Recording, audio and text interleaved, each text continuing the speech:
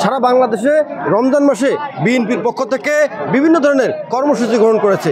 তার মধ্যে অন্যতম একটি কর্মসূচি, প্রতিটি ওয়ার্ডে বিএনপির পক্ষ থেকে ইফতার অনুষ্ঠান করা হবে। সেই আলোকে লালমনিরহাটের হাতীবান্ধা উপজেলার গোতামারি ইউনিয়নের ভটিয়ামঙ্গল এলাকায় যুবদল, ছাত্রদল, বিএনপি সহ সকল অঙ্গ সংগঠন একত্রিত হয়ে আজকে ইফতার অনুষ্ঠানের আয়োজন করেছে। কয়েকশো মানুষের আয়োজন করেছে এই ইফতার অনুষ্ঠানে। আজকের এই নয়নং আদর্শ গোদাবরী ইউনিয়ন পরিষদের আমাদের আজকের ৫ নম্বর ওয়ার্ড, এটাকে দৈঘ্য ভটিয়ামঙ্গল বলা হয়। তা এখানে আমরা মানে বিএনপির সকল সহযোগী সংগঠন যেমন ছাত্রদল, যুবদল এবং ফাদার সংগঠনের যারা আছে সবাই মিলে আমরা ঐক্যবদ্ধভাবে আজকের এই ইফতার মাহফিলটার আয়োজন করেছি।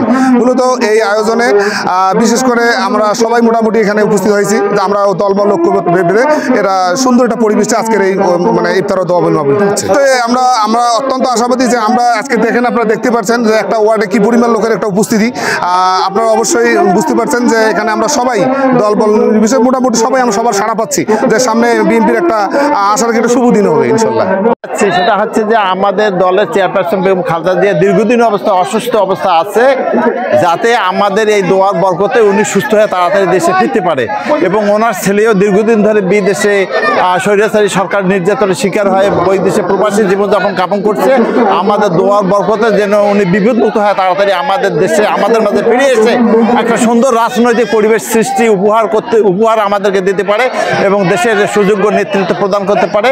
এইটাই হচ্ছে মূল উদ্দেশ্য এবং লক্ষ্যবস্তু।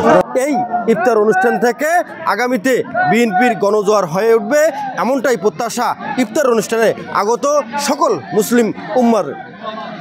আগামীতে বিএনপি জনগণের দোরগোড়ায় পৌঁছবে এবং জনগণের সেবক হিসেবে কাজ করবে, এমনটাই প্রত্যাশা স্থানীয়দের। M A Rahim, news channel 24, Lalmonirhat.